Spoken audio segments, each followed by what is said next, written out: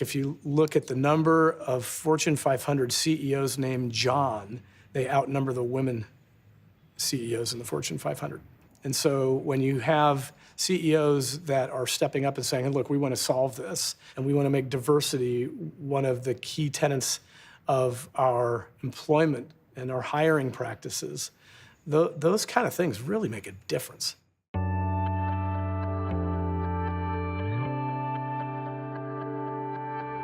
I grew up in a family that had 4 kids, and they were all under 5, which was amazing for my mom to be able to hold that together when my dad was an FBI agent, so we traveled all over the place.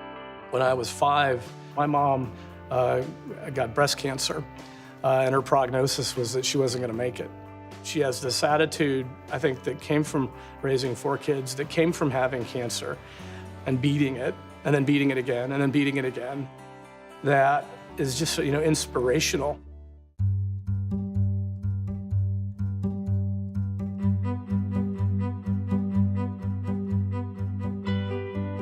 Generally, what was happening in the early 90s, you had this sort of the boy geek personified, right? And you had tremendous successes that were being created by male-run companies.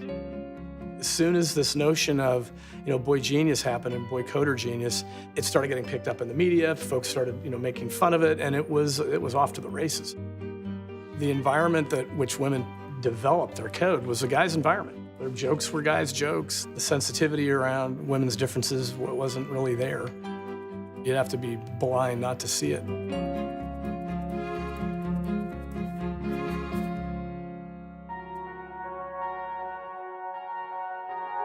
My youngest sister, Lori, she was one of the foremost researchers on the effect of the media on women's body image and self-esteem.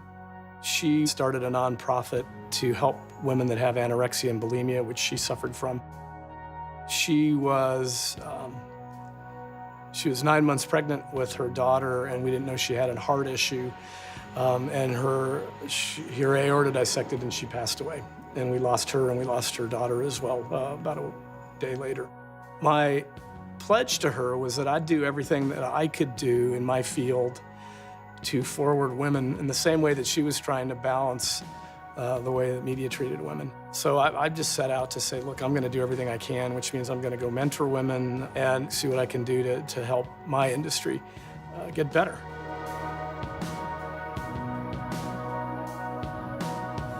Why I had my friends go, GoDaddy? You're going to go to GoDaddy? Kevin, what is this? GoDaddy.com.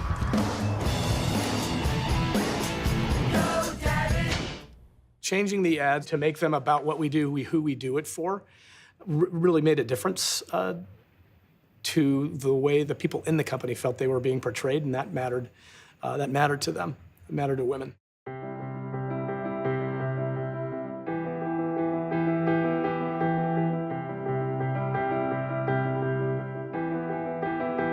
Inside the company, what I found was what a lot of tech companies had. Like, we had the same unconscious bias problem that other technology companies had. We found that when women were hired into a new job, they were getting hired into the new job at a lower salary than a man.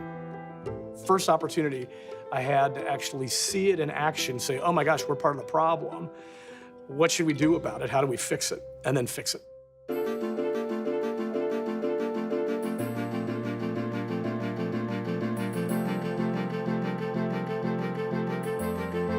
When there's 500,000 computer science jobs that are unfilled in the United States, and only 19% of computer scientists or coders are women today, you could solve the 500,000 problem by changing that balance.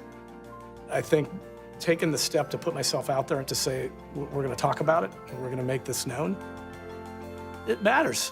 And that's brought other people into the conversation.